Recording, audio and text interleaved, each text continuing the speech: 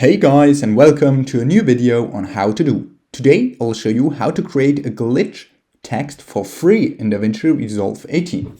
And here you can already see our end result of today's video. That's just a text with the glitch effect.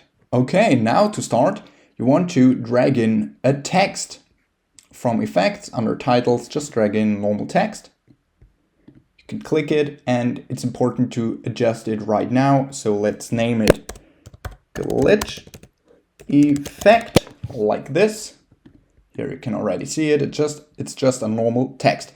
Then what you want to do is under effects, go to effects in the toolbox. And here under fusion effects, you want to use the digital glitch. But as you can see, if you drag it on top of it, you just can't let go. It doesn't get applied. What you need to do to fix this is right click on the text and then create a new compound clip. You can call it whatever you want, for example, glitch, then just create. And here is your compound clip. And now you can try to drag in your digital glitch effect again. And here you have it. That's your glitch effect text. Okay, that was a little hack on how to create a glitch text for free in DaVinci Resolve 18. If you enjoyed the video, please like and subscribe to stay tuned for more how to do videos.